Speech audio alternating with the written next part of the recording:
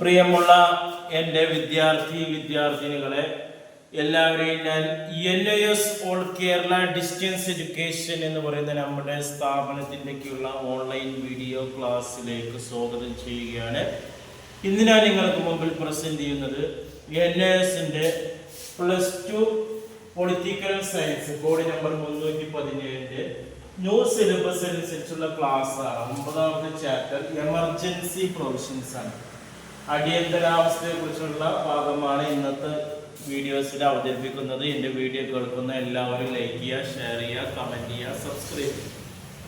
നമുക്കറിയാം 2024 മുതൽ പരീക്ഷ എഴുതുന്ന വിദ്യാർത്ഥികൾ സിലബസിൽ അപ്ഡേഷൻ ഉണ്ട്. ക്വസ്റ്റ്യൻ പേപ്പറിൻ്റെ മോഡലുകളും മാറ്റമുണ്ട്. മൊത്തം പാഠഭാഗത്തിൻ്റെ 60% മാത്രം അവർ പഠിച്ചാൽ മതി. ബാക്കിയുള്ള 40% എക്സാമിൽ നിന്ന് ഒഴിവാക്കി. ആ 60%പ്പെട്ട ക്ലാസ്സുകളാണ് നമ്മൾ എടുക്കുന്നത്. എന്നാൽ ഓൾറെഡി 2023 വരെ അഡ്മിഷൻ എടുത്ത വിദ്യാർത്ഥികളാണെങ്കിൽ അവർ മുഴുവൻ ചാപ്റ്ററും പാഠഭാഗത്തിൻ്റെ പഠിക്കണം എന്നുള്ളതാണ്. ക്വസ്റ്റ്യൻ പേപ്പർ പഴയ മോഡലിൽ തന്നെ. എക്സാമിന് ക്വസ്റ്റ്യൻസ് ഇംഗ്ലീഷിലാണ്. ആൻസർ നിങ്ങൾക്ക് ഇംഗ്ലീഷിലോ മലയാളത്തിലോ എഴുതാം.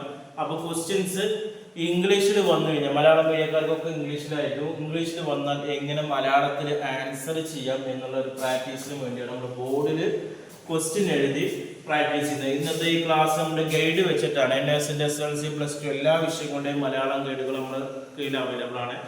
ആവശ്യമുള്ളവർ എൻ്റെ വാട്സപ്പ് നമ്പറിൽ കോൺടാക്ട് ചെയ്യുക. ഫസ്റ്റ് ക്വസ്റ്റ്യൻസ് ആണ്. What are the 3 types of emergency? 3 തരത്തിലുള്ള അടിയന്തരാവസ്ഥ എന്തെല്ലാം? ഒന്ന് ദേശീയ അടിയന്തരാവസ്ഥ, അല്ലെങ്കിൽ അതിന് ആഭ്യന്തര അടിയന്തരാവസ്ഥ എന്ന് പറയും. രണ്ടാമത് സംസ്ഥാനങ്ങളിലെ ഭരണ തകർച്ച മൂലമുണ്ടാകുന്ന അടിയന്തരാവസ്ഥ. 3 സാമ്പത്തിക പ്രതിസന്ധി മൂലമുണ്ടാകുന്ന അടിയന്തരാവസ്ഥയാണ് സാമ്പത്തിക അടിയന്തരാവസ്ഥ എന്ന് പറയും.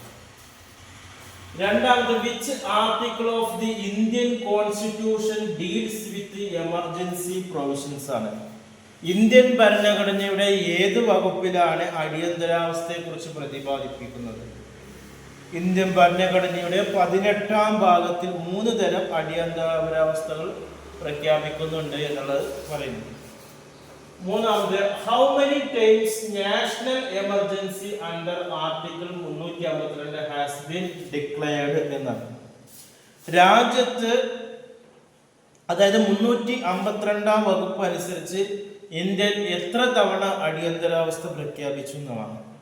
3 തവണ അടിയന്തരാവസ്ഥ. അതിൽ ഒന്ന് 1962, പിന്നെ 1971, പിന്നെ 75. ഇങ്ങനെ 3 വർഷങ്ങളിലാണ് ദേശീയ അടിയന്തരാവസ്ഥ പ്രഖ്യാപിച്ചത്. അടുത്തത് what is done when financial emergency declare? രാജ്യത്ത് സാമ്പത്തിക അടിയന്തരാവസ്ഥ പ്രഖ്യാപിക്കുമ്പോൾ എന്താണ് ചെയ്യുന്നത്? രാജ്യം സാമ്പത്തിക ഭീഷണി അനുഭവിക്കുമ്പോൾ രാഷ്ട്രപതി സാമ്പത്തിക അടിയന്തരാവസ്ഥ പ്രഖ്യാപിക്കുകയും ഗവൺമെന്റ് ഉദ്യോഗസ്ഥരുടെ, ജഡ്ജിമാരുടെ ശമ്പളത്തിലും മറ്റ് അലവൻസുകളിലും കുറവ് വരുത്തും. ഇന്ത്യയിൽ ഇതുവരെ സാമ്പത്തിക അടിയന്തരാവസ്ഥ പ്രഖ്യാപിച്ചിട്ടില്ല എന്നതാണ്. 5 who proclaimed emergency provision in a state? ആരാണ് രാജ്യത്ത് അടിയന്തരാവസ്ഥ പ്രഖ്യാപിക്കുന്നത്? കേന്ദ്ര മന്ത്രിസഭയുടെ എഴുതി നൽകിയ നിർദ്ദേശപ്രകാരം രാഷ്ട്രപതിയാണ് അടിയന്തരാവസ്ഥ പ്രഖ്യാപിക്കുന്നത്. 6ാമത്തെ ചോദ്യം. Who can advise for the declaration of emergency due to failure of constitutional machinery in a state എന്നാണ്. സംസ്ഥാനങ്ങളിൽ ഭരണഘടന തകർച്ചയോടനുബന്ധിച്ച് അടിയന്തരാവസ്ഥ പ്രഖ്യാപിക്കാനുള്ള നിർദ്ദേശം കൊടുക്കുന്നത് ആരാണ്? ഗവർണറാണ് സംസ്ഥാനങ്ങളുടെ ഭരണഘടനാ തകർച്ച ഉണ്ടാകുന്ന അടിയന്തരാവസ്ഥ പ്രഖ്യാപിക്കുന്നത്. അടിയന്തരാവസ്ഥയിലെ അധികാരങ്ങൾ എന്ന് പറഞ്ഞാൽ അടിയന്തരാവസ്ഥ നേരിടുന്നതിന് ഭരണഘടന ചില പ്രത്യേക അധികാരങ്ങൾ വ്യവസ്ഥ ചെയ്യുന്നുണ്ട്.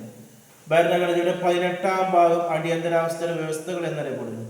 ഭരണഘടന 3 തരം അടിയന്തരാവസ്ഥകൾ വിഭാജനം. ഒന്ന് യുദ്ധം, ദേശീയാക്രമണം, ആഭ്യന്തര സായുധ കലാപം എന്നിവയിൽ ഉണ്ടാകുന്ന അടിയന്തരാവസ്ഥ. 2 സംസ്ഥാനങ്ങളുടെ ഭരണ തകർച്ചയെക്കുറിച്ചുണ്ടാകുന്ന അടിയന്തരാവസ്ഥ. 3 സാമ്പത്തിക കുഴപ്പം കൊണ്ടുള്ള അടിയന്തരാവസ്ഥ അല്ലെങ്കിൽ സാമ്പത്തിക അടിയന്തരാവസ്ഥ. അടുത്ത ചോദ്യമാണ് who is general what is general emergency state effect? എന്താണ് പൊതു അടിയന്തരാവസ്ഥ എന്ന് പറഞ്ഞാൽ എന്താണ്? അതിന്റെ ഫലങ്ങൾ എന്താണ്?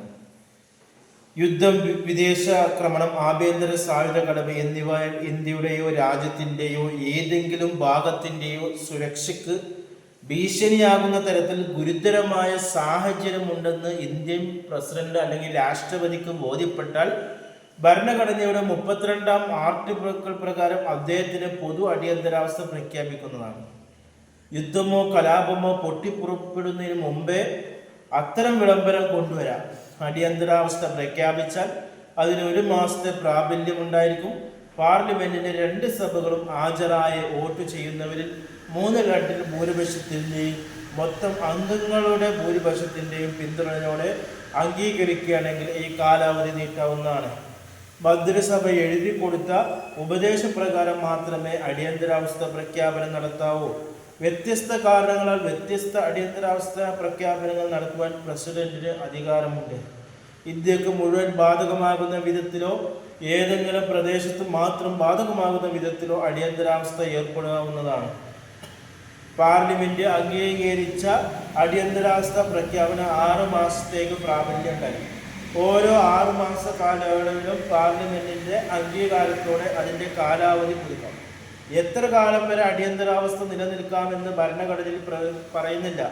അടിയന്തരാവസ്ഥ പ്രഖ്യാപനം പാർലമെന്റ് അംഗീകരിക്കുകയാണെങ്കിൽ അത് പ്രസിഡന്റ് പിൻവലിക്കുന്നതുവരെ പ്രാബല്യത്തിലുണ്ടായിരിക്കും. ഇന്ത്യയിൽ 1962, 71, 75 വർഷങ്ങളിലാണ് ദേശീയ അടിയന്തരാവസ്ഥ പ്രഖ്യാപിക്കുന്നത്.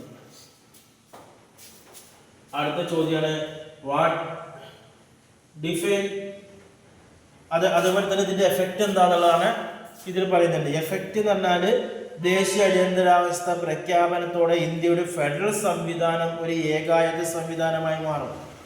അടിയന്തരാവസ്ഥ വേളയിൽ എക്സിക്യൂട്ടീവ് അധികാരം എങ്ങനെ വിനിയോഗിക്കണം എന്നതിനെക്കുറിച്ച് സംസ്ഥാനങ്ങൾക്ക് നിർദ്ദേശം നൽകുന്നതിനുള്ള അധികാരം കേന്ദ്ര സർക്കാരിനായിരിക്കും.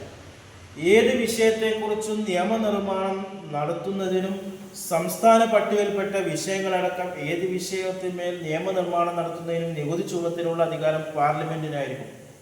എല്ലാ സംസ്ഥാനങ്ങളെയും വിദേശാക്രമണത്തിൽ നിന്നും ആഭ്യന്തര കുഴപ്പത്തിൽ നിന്നും സംരക്ഷിക്കുന്നത് സംസ്ഥാന ഗവൺമെന്റ് ഭരണഘടനാനുസൃതമാണ്.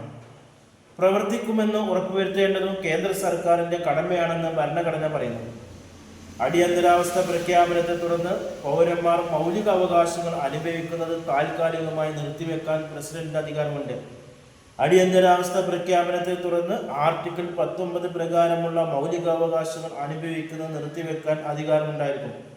ഭരണഘടനയുടെ 3-ാം ഭാഗത്തിൽ പറഞ്ഞിരിക്കുന്നത് പോലെ മൗലികാവകാശങ്ങൾ സ്ഥാപിച്ചു കിട്ടുന്നതിന് വേണ്ടി കോടതിയിൽ പോകുന്നതിനുള്ള അവകാശം നിർത്തിവെച്ചുകൊണ്ട് ഉത്തരവ് പുറപ്പെടുവിക്കാൻ രാഷ്ട്രപതിക്ക് അധികാരമുണ്ട്. അടുത്ത ചോദ്യം define emergency due to the breakdown of constitutional machinery in a state ആണ്. സംസ്ഥാനത്ത് ഭരണഘടന തകർച്ചയോട് അനുബന്ധിച്ചുണ്ടാകുന്ന അടിയന്തരാവസ്ഥയെക്കുറിച്ച് വിശദീകരിക്കാനാണ്. ഭരണഘടനയുടെ ആർട്ടിക്കിൾ 356 അനുസരിച്ച് സംസ്ഥാന ഗവർണർ നൽകിയ റിപ്പോർട്ട് പ്രകാരമോ മറ്റു വിധത്തിലോ ഒരു സംസ്ഥാന ഗവൺമെന്റിന് ഭരണഘടന അനുസരിച്ച് പ്രവർത്തിക്കാൻ പറ്റാത്ത സാഹചര്യം സംജാതമായിട്ടുണ്ടെന്ന് കണ്ടാലാണ് പ്രസിഡന്റ് ആ സംസ്ഥാനത്ത് അടിയന്തരാവസ്ഥ പ്രഖ്യാപിക്കുന്നത്. ഒരു സംസ്ഥാനത്തിൽ അടിയന്തരാവസ്ഥ പ്രഖ്യാപിച്ചാൽ സംസ്ഥാന സർക്കാരിനെ പിരിച്ചുവിട്ട് സംസ്ഥാന സർക്കാരിന്റെ അധികാരങ്ങൾ പ്രസിഡന്റിന് ഏറ്റെടുക്കാം. അല്ലെങ്കിൽ ഭരണ ചുമതല സംസ്ഥാന ഗവർണറോ സംസ്ഥാന നിയമനിർമ്മാണ സഭയല്ലാത്ത മറ്റേതെങ്കിലും സംവിധാനത്തോടോ ഏൽപ്പിക്കാം. സംസ്ഥാന നിയമനിർമ്മാണ സഭയുടെ അധികാരങ്ങൾ പാർലമെന്റിനെ കൈകാര്യം ചെയ്യുമെന്ന് പ്രസിഡന്റിന് വിജ്ഞാനം ഇറക്കാം. സംസ്ഥാന നിയമനിർമ്മാണ സഭ മരവിപ്പിച്ച് നിർത്തുകയോ പിരിച്ചുവിടുകയോ ചെയ്യാം. ആർട്ടിക്കിൾ 356 പ്രകാരം പ്രഖ്യാപിച്ച അടിയന്തരാവസ്ഥക്ക് 2 മാസത്തെ പ്രാബല്യമുണ്ട്. 2 മാസത്തിനുള്ളിൽ പാർലമെന്റ് അത് അംഗീകരിച്ചിരിക്കണം. ഒരിക്കൽ അംഗീകരിക്കപ്പെട്ടാൽ പിന്നീട് അതിന് 6 മാസക്കാലത്തേക്ക് പ്രാബല്യമുണ്ട്. 6 മാസത്തിനുള്ളിൽ പ്രമേയം വഴി കാലാവധി 6 മാസത്തേക്ക് കൂടി നീട്ടുവാൻ പാർലമെന്റിന് കഴിയും. പക്ഷേ യാതൊരു കാരണവശാലും അത് 3 വർഷത്തിൽ കൂടുതൽ ദീർഘിപ്പിക്കാനാവില്ല. ഭരണഘടനയുടെ 44-ാം ഭേദഗതി പ്രകാരം ആർട്ടിക്കിൾ 356 അനുസരിച്ചുള്ള അടിയന്തരാവസ്ഥ 2 സാഹചര്യങ്ങളിൽ 1 വർഷത്തിൽ കൂടുതൽ കാലത്തേക്ക് ദീർഘിപ്പിക്കാം. ദേശീയ അടിയന്തരാവസ്ഥ നിലനിൽക്കുക, സംസ്ഥാന നിയമസഭയിലേക്ക് തെരഞ്ഞെടുപ്പ് നടത്താൻ കഴിയുകയില്ലെന്ന് തെരഞ്ഞെടുപ്പ് കമ്മീഷൻ സാക്ഷ്യപ്പെടുത്തുക എന്നിവയാണ് ആ രണ്ട് സാഹചര്യങ്ങൾ. ലാസ്റ്റ് ക്വസ്റ്റ്യൻസ് ആണ് what are the effect of financial emergency ആണ്. സാമ്പത്തിക അടിയന്തരാവസ്ഥ മൂലം ഉണ്ടാകുന്ന ഫലങ്ങൾ എന്തെല്ലാം? ആർട്ടിക്കിൾ 360 പ്രകാരം പ്രസിഡന്റിന് സാമ്പത്തിക അടിയന്തരാവസ്ഥ പ്രഖ്യാപിക്കാം. ഇന്ത്യയുടെയോ ഏതെങ്കിലും ഭാഗത്തെയോ സാമ്പത്തിക സുസ്ഥിരതയ്ക്ക് ഭീഷണിയെന്നോ സാമ്പത്തിക സ്ഥിതി അപകടത്തിലാണെന്നോ ബോധ്യപ്പെട്ടാൽ പ്രസിഡന്റിന് സാമ്പത്തിക അടിയന്തരാവസ്ഥ പ്രഖ്യാപിച്ചുകൊണ്ടുള്ള വിജ്ഞാപനം പുറപ്പെടുവിക്കാം. സാമ്പത്തിക അടിയന്തരാവസ്ഥ കാലത്ത് സാമ്പത്തിക അച്ചടക്കത്തിന് സംസ്ഥാനങ്ങൾ സ്വീകരിക്കേണ്ട നടപടികളെക്കുറിച്ച് പ്രസിഡന്റ് നിർദ്ദേശം നൽകും. സുപ്രീം കോടതിയിലെയും ഹൈക്കോടതിയിലെയും ജഡ്ജിമാരടക്കമുള്ള സർക്കാർ ഉദ്യോഗസ്ഥന്മാരുടെ ശമ്പളങ്ങളും അലവൻസുകളും വെട്ടിക്കുറക്കുന്നതിന് അദ്ദേഹത്തിന് നിർദ്ദേശങ്ങൾ നൽകുക. സംസ്ഥാന നിയമസഭ അംഗീകരിക്കുന്ന ധനവിനിയോഗ ബില്ലുകൾ തൻ്റെ പരിഗണനയ്ക്ക് സമർപ്പിക്കാനും പ്രസിഡന്റിന് ആവശ്യപ്പെടാം. സാമ്പത്തിക അടിയന്തരാവസ്ഥ പ്രഖ്യാപനത്തിന് 2 മാസത്തിനുള്ളിൽ പാർലമെന്റിന്റെ അംഗീകാരം കിട്ടിയിരിക്കണം. മറ്റൊരു പ്രഖ്യാപനത്തിലൂടെ ആദ്യ പ്രഖ്യാപനത്തിന്റെ മാറ്റം വരുത്തുന്നതിനോ അത് റദ്ദ് ചെയ്യുന്നതിനോ പ്രസിഡന്റിന് അധികാരമുണ്ട്. സാമ്പത്തിക അടിയന്തരാവസ്ഥ പ്രഖ്യാപനം 2 മാസത്തിനകം പാർലമെന്റ് അംഗീകരിക്കണം. ഇത്രയാണ് ഈ ചാപ്റ്ററിൽ വരുന്നത്. ഇനി ഇതിൽ വരുന്ന 1 മാർക്കിന്റെ വിവിധ ക്വസ്റ്റ്യൻസ് ആൻസർ നമ്മൾ അടുത്ത വീഡിയോയിൽ ഉണ്ടാവും. NISന്റെ SSLC +2 അഡ്മിഷന് വിവിധ ക്ലാസ്സുകൾ, അതേപോലെ തന്നെ ഓൺലൈനായിട്ട് എക്സാം എഴുതാനുള്ള പോസ്റ്റ് എഡ്യൂക്കേഷൻ ബോർഡിന്റെ +2 SSLC, അതേപോലെ തന്നെ വിവിധ യൂണിവേഴ്സിറ്റികളുടെ ഡിഗ്രി PG അഡ്മിഷനൊക്കെ നമ്മുടെ സ്ഥാപനത്തിൽ ഇന്ത്യയുടെ മുഴുവൻ സ്റ്റേറ്റുകളിലും നമ്മൾ ചെയ്തു കൊടുക്കുന്നുണ്ട്. വളരെ കുറഞ്ഞ ഫീസിലാണ്. അഡ്മിഷൻ എടുക്കാൻ താല്പര്യമുള്ളവർ എൻ്റെ വാട്സപ്പ് നമ്പർ ഡിസ്ക്രിപ്ഷൻ ബോക്സിലുണ്ട്, അതിൽ കോൺടാക്ട് ചെയ്യുക. 9037114679. Okay, thank you.